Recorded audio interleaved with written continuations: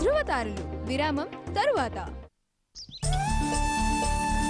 దేవి అమ్మా, బయటికి వెళ్ళొస్తాను, నువ్వు చూసుకో. సరేనమ్మా.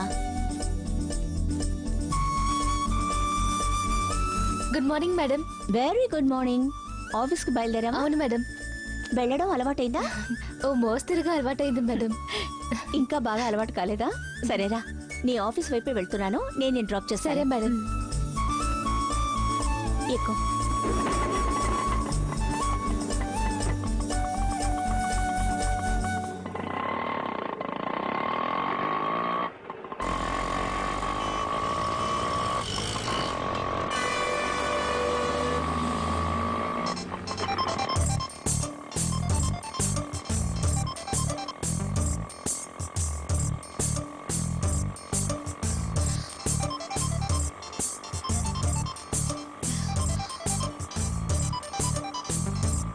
ఎలా ఉంది కొత్త ఆఫీస్? బాగుంది మేడం.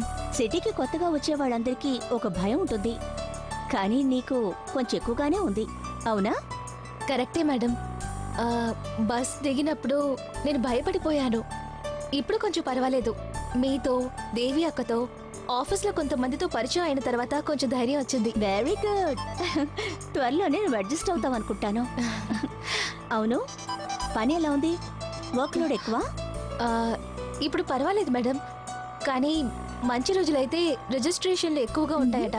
అప్పుడు కొంచెం వర్క్ ఎక్కువగా ఉంటుందని చెప్పారు.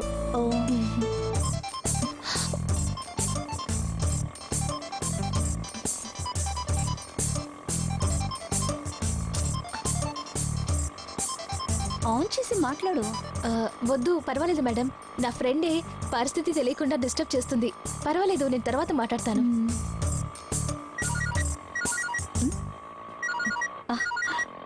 నా ఫ్రెండ్ కానీ సుత్తి కొట్టదు, మాట్లాడచ్చు. హలో అను, నిన్ను కలవడానికి వస్తున్నాను ఇంటికి. వద్దు చారు. ఏ?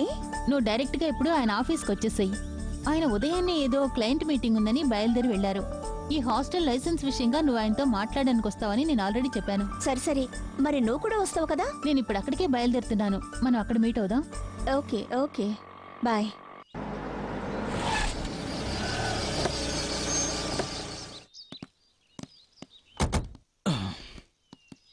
బాస్, ఇటు చూడండి. ఏమిట్రా? జ్ఞాపకం ఉందా? ఏమి జ్ఞాపకం ఉందా? రాయి కొట్టావే, అది కూడా గురి మిస్ అయ్యి కరెక్ట్ గా మీ ముక్కు మీద పడిందే. అవునరా, ఈ రాయి వల్లే నా ముక్కు పగిలింది. ఇప్పుడు ఈ రాయి లేకుండానే నీ ముక్కు పగులుతుంది. నోరు మూసుకుని లోపలికి రా. చారు, చారు, రై అటు వెళ్ళి చూడు. బాస్, ఎవరూ లేరు బాస్. ఎక్కడికి వెళ్ళి ఉంటుంది? పైకి వెళ్తూ.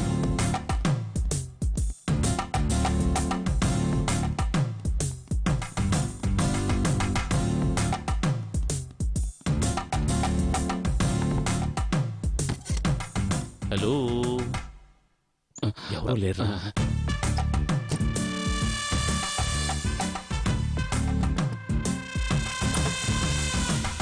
చారు, ఇక్కడ లేదు. ఏంటి సార్? సార్ అక్కడ